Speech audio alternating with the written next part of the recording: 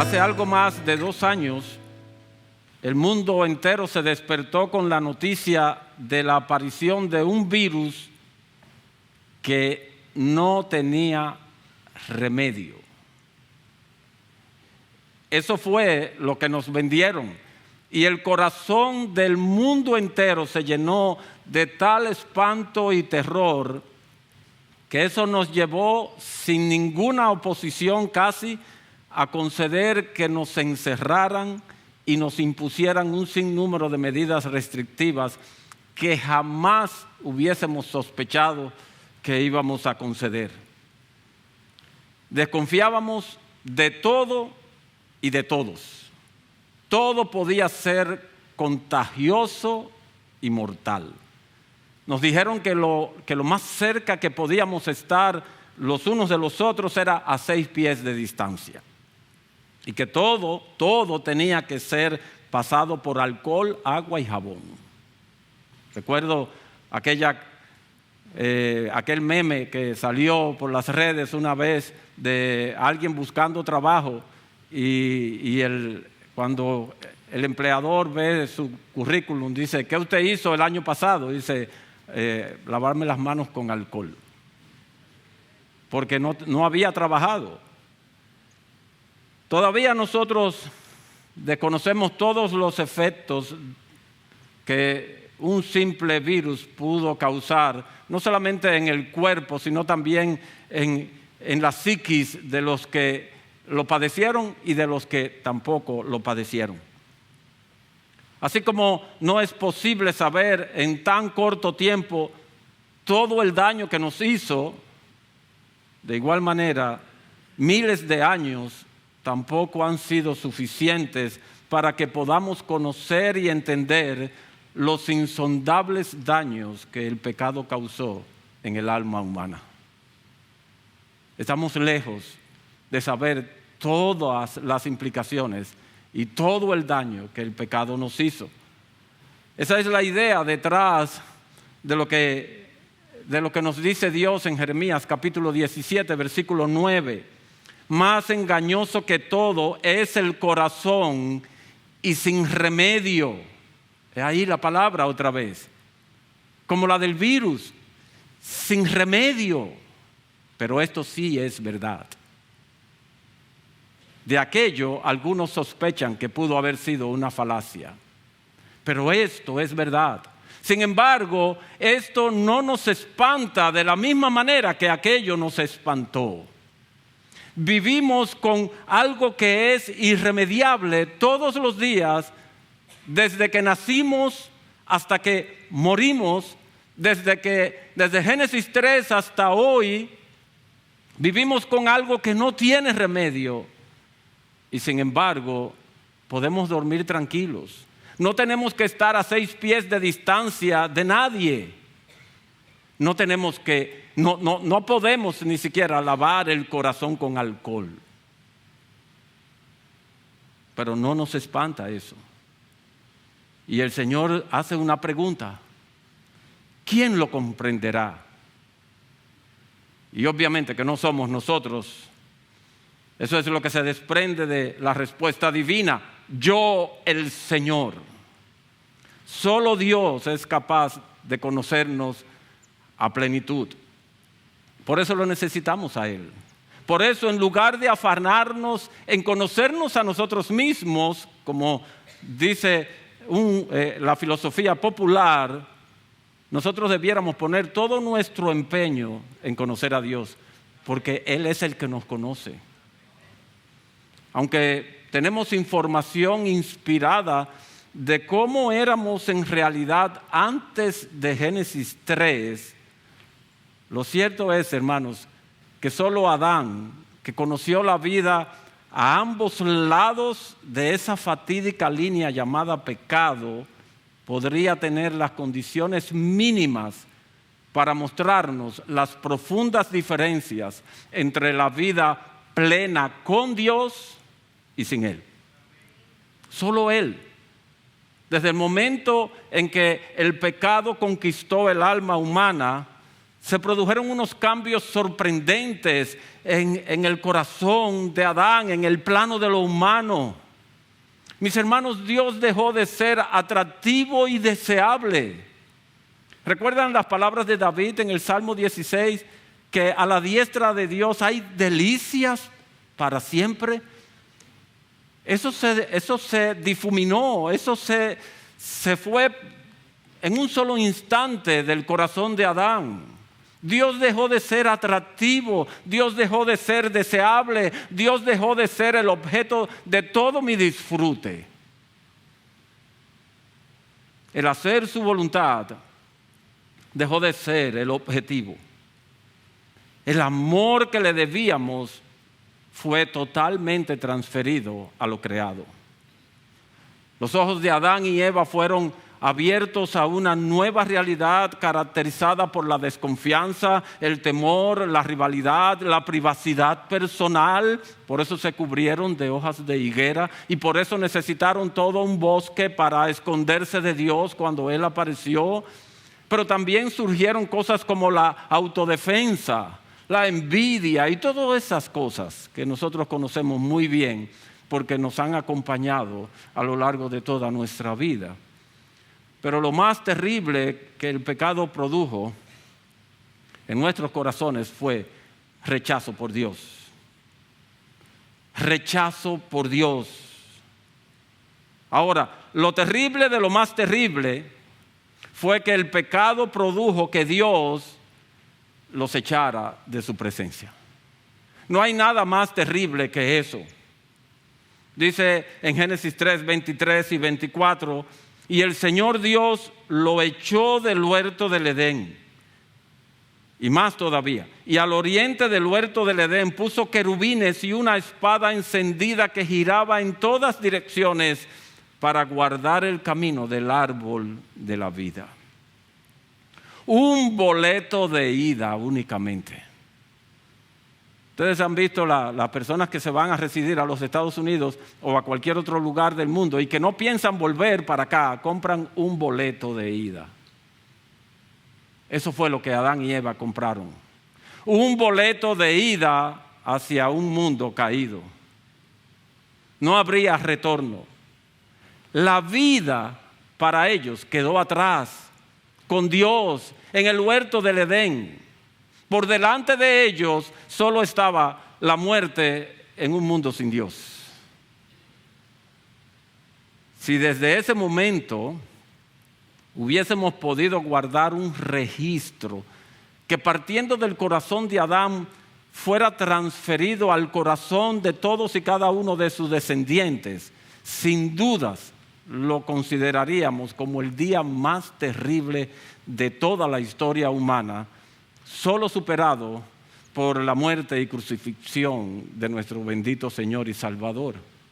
Ninguna otra tragedia humana se podría comparar a la experimentada por Adán y Eva, porque nada es comparable, ni el más terrible de los accidentes, ni de las tragedias naturales se puede comparar, ya que este evento ha sido, es y será la fuente de toda la desgracia y la desolación humana. En lo personal, siempre he tenido un vivo deseo de conocer qué pasó por la mente de Adán y Eva el primer día fuera del paraíso. Ese primer despertar sin Dios. Mi mente muchas veces que ha pensado esto se queda en blanco. No me es posible. Pero también cuando supero el impacto me pregunto, ¿recordarían ese día año tras año como una especie de funesto aniversario? Nuestro primer año sin Dios. Es terrible, hermanos. ¿Cómo se sentirían al darse cuenta de que cambiaron la vida por la muerte, de que cambiaron todo por nada? ¿Cómo se sienten ustedes cuando hacen un mal negocio? Un mal negocio que hicieron a sabiendas de que lo estaban engañando. Ese pesar dura mucho. Adán y Eva hicieron el peor negocio de la historia humana. Nadie más ha vivido una experiencia similar. Era como para llorar y llorar y volver a llorar hasta el cansancio, hasta la extenuación. Era como para pasarse los siguientes 930 años llorando. Imagínate que al despertar tú quieres ir a Dios, solo para encontrar que el camino a Dios está irremediablemente bloqueado. Imagina que intentas hablar con Él, pero lo único que tú escuchas es el eco de tu voz, porque Dios no ha acudido a la cita como veces anteriores. Te sientes aplastado por el peso de la culpa y además experimentas la sentencia implacable de tu conciencia acusadora. Sin duda alguna, este fue un día de desolación para la humanidad. Creo que lo único que logró atenuar los sufrimientos y el quebrantamiento del corazón de ellos fue la gloriosa y misericordiosa promesa de un Salvador que Dios le dio. Eso sembró en el corazón de ellos la esperanza de volver a recuperar el paraíso perdido y, lo que es mejor aún, la comunión, la dulce comunión con su Dios y Creador. No dudo de que el llanto de ellos siempre se mezclara con la esperanza que pusiera en el corazón de ellos el Dios de esperanza. Siempre. Ahora bien, mis hermanos, quisiera hacer una aclaración en este punto, porque aunque a veces no lo logro, pero no soy muy dado a la especulación en materia bíblica, y yo reconozco que todo lo que yo he dicho hasta aquí está justo en el borde de la frontera de lo especulativo, porque nosotros no tenemos nada de eso en la Escritura.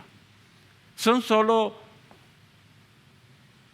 pensamientos que han pasado por mi mente y que yo estoy ahora poniendo en la de ustedes. Así que yo quiero enfatizar que no estoy afirmando que las cosas fueran así. Yo no estoy diciendo Adán y Eva pensaron esto. Solo lo traje como telón de fondo para que pudiéramos apreciar un poco la gran desolación que el pecado produce. Y en adición a eso, para que también me sirva de introducción a dos pasajes bíblicos que nos afirman más claramente lo que yo he dicho hasta aquí. No hace muchos días atrás, durante mi tiempo de comunión con Dios, el Señor se agradó en descorrer un poquito el velo para permitirme ver Génesis 3 con los lentes de Lamentaciones, capítulo 1. Y así tener una leve idea al menos de lo que pudieron haber experimentado Adán y Eva ese primer día sin Dios y sin esperanza en un mundo caído. Los que han leído el libro del profeta Jeremías, no Lamentaciones, me estoy refiriendo al libro del profeta, con un mínimo de atención saben que él fue llamado por Dios al ministerio profético, el cual llevó a cabo con fidelidad desde el reinado de Josías hasta el día de la deportación a Babilonia. La misión de Jeremías no fue muy agradable. Se enfrentaría a un pueblo que en su obstinación persistiría en darle las espaldas a Dios. Dios mismo se horrorizó de la actitud de ellos. Y dice Dios mismo en el capítulo 2, versículos 12 y 13, espantaos, oh cielos, por esto, y temblad, quedad en extremo desolados, declara el Señor, porque dos males ha hecho mi pueblo. Me han abandonado a mí, fuente de aguas vivas, y han cavado para sí cisternas, cisternas agrietadas que no retienen el agua. Un pueblo rebelde y obstinado. Por 40 años Jeremías levantó su voz, trayendo fielmente el mensaje de Dios para la nación, denunciando sus pecados y llamándolos al arrepentimiento. Su voz se oyó por las calles de Jerusalén, se oyó en los atrios del templo y en todo lugar, pero nadie escuchó la voz de Dios por medio de él. Y cuando el pecado de la nación colmó, agotó la paciencia de Dios, Él trajo sobre ellos todas aquellas promesas de juicio que anunció desde los días de Moisés. Ahora las calles de Jerusalén estaban vacías, silenciosas y desoladas, sin morador, en gran desolación. El pecado de ellos provocó nueva vez que Dios se apartara, porque Él es muy limpio de ojos para ver el mal. Provocó que los tuviera por inmundos y los arrojara de la tierra y de su santa presencia. Cual Adán, ellos despreciaron a Dios. Ellos despreciaron el amor de Dios, la bondad de Dios, y prefirieron adorar lo creado antes que al Creador. Mis hermanos, sin lugar a dudas, lo que Jeremías describe fue un día de gran pesar, de gran tristeza y de una gran desolación para aquella ciudad en la cual Dios había puesto su nombre. Y es esa gran desolación la que Jeremías describe en los 5 poemas que contiene Lamentaciones. Yo quiero compartirles nuevamente, aunque lo leímos, pero quería compartirles nuevamente algunos versículos del capítulo 1. No voy a mencionar los versículos, así que mejor óiganme en lugar de buscarlos. ¿Cómo yace solitaria la ciudad de tanta gente? Se ha vuelto como una viuda la grande entre las naciones. La princesa entre las provincias se ha convertido en tributaria. Amargamente llora en la noche y las lágrimas corren por sus mejillas. Y oigan esto, no hay quien la consuele. No hay quien la consuele. Judá ha ido al destierro bajo la aflicción y bajo dura servidumbre. Ella habita entre las naciones, mas no haya descanso. Los caminos de Sión están de luto, porque nadie viene a las fiestas solemnes. Todas sus puertas están desoladas. Desoladas, gimen sus sacerdotes, sus vírgenes están afligidas, y ella misma está amargada. Su inmundicia está en sus faldas. No consideró su futuro y ha caído de manera sorprendente. No hay quien la consuele. Mira, oh Señor, mi aflicción, porque se ha engrandecido el enemigo. Vosotros todos los que pasáis por el camino, ¿no os importa esto? Observad y ved si hay dolor como mi dolor, con el que fui atormentada, con el que el Señor me afligió el día de su ardiente ira. Desde lo alto Él envió un fuego que penetró en mis huesos, ha tendido una red a mis pies, me ha hecho volver atrás. ¿Y qué pasó? Me ha dejado desolada, desfallecida todo el día. Por estas cosas lloro yo, mi ojo derrama agua, porque lejos de mí está el Consolador. Lejos. Mira, oh Señor, que estoy angustiada, hierven mis entrañas, mi corazón se revuelve dentro de mí, porque he sido muy rebelde. En la calle la espada mata, en la casa es como la muerte. Han oído que gimo y no hay quien me consuele, porque son muchos mis gemidos y desfallece mi corazón. desolación, carencia absoluta de consuelo. Eso es lo que el pecado nos deja. Eso es lo que el pecado nos deja. Ese es el resultado de una vida apartada de Dios, de una vida lejos de Dios. Él es nuestro consuelo. Pero si vivimos lejos de Él, su consuelo está lejos. Sin lugar a dudas, que Adán y Eva pudieron haber experimentado algo semejante a esto. Yo lo creo. La ausencia de Dios debió haber sido terrible. El silencio divino debió haber sido espantoso. La separación debió provocarles el dolor de los dolores y dejarlos sin consuelo. Sin consuelo. Ellos muy bien pudieron haber dicho: contemplad y ved si hay dolor como el mío, como el que me ha sobrevenido. El Señor me ha entregado a una mano contra la cual no puedo levantarme, porque es sin remedio. La opresión del diablo y del pecado sobre nuestros corazones es constante y nosotros no podemos luchar contra ellos en nuestras fuerzas. Estoy convencido de que necesitaban un consuelo que no podían hallar en ellos.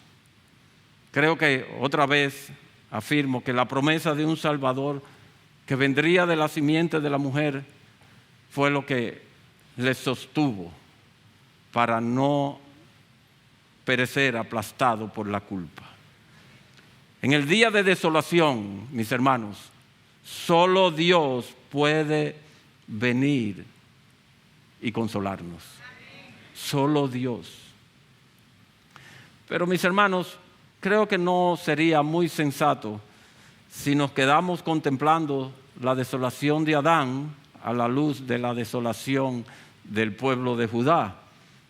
Hubo un día más desolado aún, el cual debemos ver. Y para eso les invito a Mateo capítulo 27 y vamos a leer los versículos 31 al 50. Mateo 27, versículos 31 al 50. Después de haberse burlado de él, le quitaron el manto, le pusieron sus ropas y le llevaron para crucificarle. Y cuando salían, hallaron a un hombre de Cirene llamado Simón, al cual obligaron a que llevara la cruz. Cuando llegaron a un lugar llamado Gólgota, que significa lugar de la calavera, le dieron a beber vino mezclado con hiel, pero después de probarlo no lo quiso beber. Y habiéndole crucificado, se repartieron sus vestidos echando suertes, y sentados le custodiaban allí. Y pusieron sobre su cabeza la acusación contra él que decía: este es Jesús, el Rey de los judíos. Entonces fueron crucificados con él 2 ladrones, uno a la derecha y otro a la izquierda. Los que pasaban le injuriaban meneando la cabeza. ¿Recuerdan el versículo 12 de Lamentaciones 1? Se los recuerdo. Vosotros, todos los que pasáis por el camino, ¿no os importa esto? Es muy similar. Los que pasaban le injuriaban meneando la cabeza y diciendo: tú que destruyes el templo y en 3 días lo reedificas, sálvate a ti mismo si eres hijo de Dios y desciende de la cruz. De igual manera también los principales sacerdotes, junto con los escribas y los ancianos, burlándose de él, decían: a otro salvó, a sí mismo no se puede salvar. Rey de Israel es, que baje ahora de la cruz y creeremos en él. En Dios confía, que le libre ahora si él le quiere, porque ha dicho: yo soy el Hijo de Dios. En la misma forma le injuriaban también los ladrones que habían sido crucificados con él. Y desde la hora 6 hubo oscuridad sobre toda la tierra hasta la hora 9, y alrededor de la hora 9 Jesús exclamó a gran voz diciendo: Elí, Elí, lema sabactani. Esto es: Dios mío, ¿por qué me has abandonado? Algunos de los que estaban allí al oírlo decían: este llama a Elías. Y al instante uno de ellos corrió y tomando una esponja la empapó en vinagre y poniéndola en una caña le dio a beber. Pero los otros dijeron: deja, veamos si Elías viene a salvarle. Entonces Jesús, clamando otra vez a gran voz: Elí, Elí, lema sabactani. Fue su segundo grito. Exhaló el espíritu. Mis amados hermanos, aquí vemos la segunda persona de la Trinidad, hecho hombre, sin consuelo de los hombres, sin consuelo de Dios, totalmente desolado. El segundo Adán estaba cargando con el pecado de una raza caída y en la cruz sufrió el abandono de los hombres porque ellos no podían consolarle tampoco, pero también el abandono de Dios. Dios el Padre ocultó su rostro de él y lo sumió en la oscuridad. Su doble grito en la cruz expresa el más grande dolor ante la más grande de las desolaciones. Como ningún otro, Jesús bien pudo decir a aquellos que pasaban junto a la cruz: vosotros todos los que pasáis por el camino, ¿no os importa esto? Observad y ved si hay dolor como mi dolor, con el que fui atormentado, con el que el Señor me afligió el día de su ardiente ira. El Señor está diciendo, hermanos, mi alma no tiene consuelo, porque mi Padre ha ocultado su rostro de mí. Si Jesús hubiese permanecido en la tumba, su alma hubiese permanecido desolada y sin consuelo de Dios. Pero Dios, que es rico en misericordia, que es infinitamente amoroso y sabio, transformó la más grande de las desolaciones en el más extraordinario estado de gloria por medio de la resurrección de su Hijo. Jesús resucitó y ¿saben qué? Él ahora es nuestro gran consolador. Porque Él resucitó para nuestra justificación.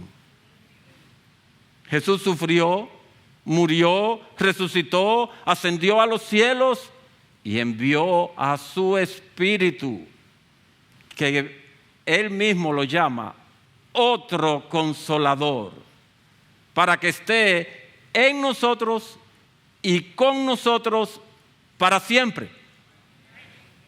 Mis hermanos, ya no somos extranjeros ni advenedizos, sino conciudadanos de los santos y miembros de la familia de Dios.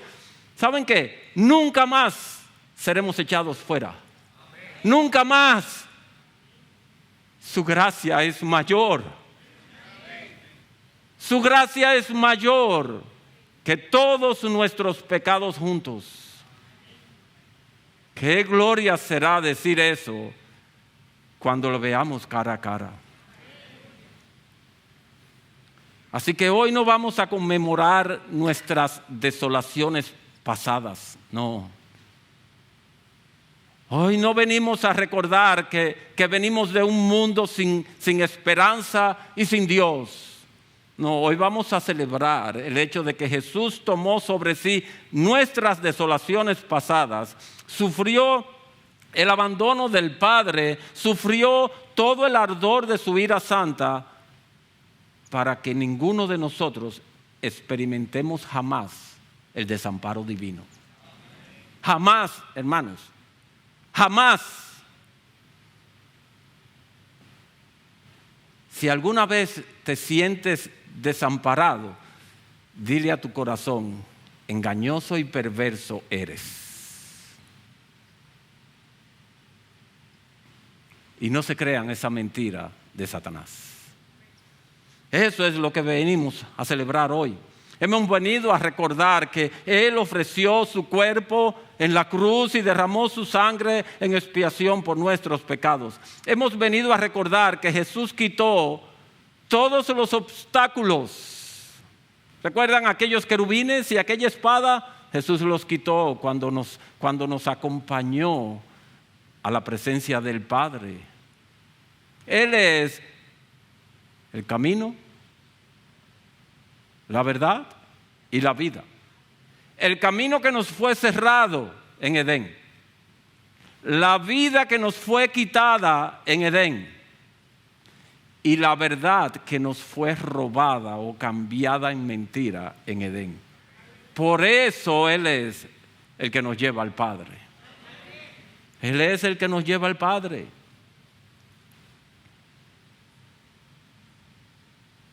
Él nos dio vida cuando estábamos muertos. Él nos trasladó de las tinieblas a su luz admirable. Él de desolados nos hizo herederos y participantes de la naturaleza divina. Pero también, hermanos, hemos venido una vez más a contemplar con firme esperanza la gloria de nuestro futuro cuando Él vuelva. La gloria de nuestro futuro cuando Él vuelva por nosotros. Hemos venido a decirle, sí, ven, Señor Jesús. Es tiempo de contemplar a Jesús. Este es un tiempo de contemplar a Jesús y regocijar nuestras almas y llenar nuestras almas de alegría y quedar extasiados de tanto asombro ante tanto amor, ante tanta misericordia, ante tanta compasión. Quedar sencillamente pasmados de que aunque nuestras faltas, nuestros pecados son muchos, su gracia es mayor.